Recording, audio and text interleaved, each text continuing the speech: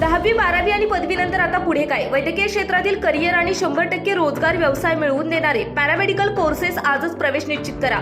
Paramedical क्षेत्रातील आधुनिक कौशल्यपूर्ण प्रशिक्षण आणि दर्जेदार शिक्षण देणारे विश्वसनीय केपी पॅरामेडिकल इन्स्टिट्यूट, शाखा हडपसर, पिंपरी, कात्रज, सातारा.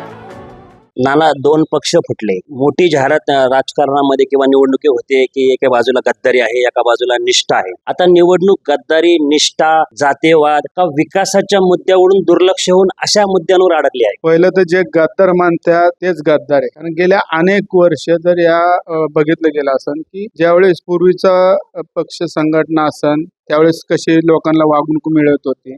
जर 2.5 वर्षाचे ते मुख्यमंत्री होते शिवसेनेचे त्यावेळेस ह्या मतदारसंघामध्ये इथल्या कार्यकर्त्यांना कधी निधी आलाय का? मग आमच्या सर्वसामान्य कार्यकर्त्यांना एवढा निधी दिला, प्रत्येक जिल्हा प्रमुखांना एवढा निधी दिला. कधी साहेब रात्री कधी गेले तरी भेटत. कार्यकर्त्यांना लागतंय काय की एखादा आमचा जो मुख्य नेता त्यांनी भेटलं पाहिजे, पाठीवर हात ठेवला पाहिजे, त्याच्या समस्या जाणून घेतल्या पाहिजे, असे महाराष्ट्राचे मुख्यमंत्री एकनाथ शिंदे साहेब करतात. म्हणून संपूर्ण महाराष्ट्रातून आज तुम्ही लाखो शिवसैनिक त्या ठिकाणी साहेबांबरोबर दाखल गेले. 50 आमदार, 13 खासदार, अनेक कार्यकर्ते जोडले जातात. अनेक नगरसेवक, जिल्हा परिषद सदस्य, पंचायत समिती सदस्य, सरपंच आता ओढ या शिवसेनेकडे आणि आदरणीय मुख्यमंत्री एकनाथ शिंदे साहेबांवर विश्वास ठेवून येतात. म्हणजे काही गद्दारी की काय? हे जे गद्दार म्हणते तेच गद्दार आहे. त्यांना येणाऱ्या काळामध्ये नक्कीच गद्दारी कोणी केली आणि काय केली हे तुम्हाला मतदाराच्या मतपेटीतून दिसत. विकासाच्या मुद्द्याकडे दुर्लक्ष होत आहे. म्हणजे या निवडणुकीमध्ये जे असे वेगवेगळे मुद्दे मांडले जातात, मग ते विकासाच्या मुद्द्यावरून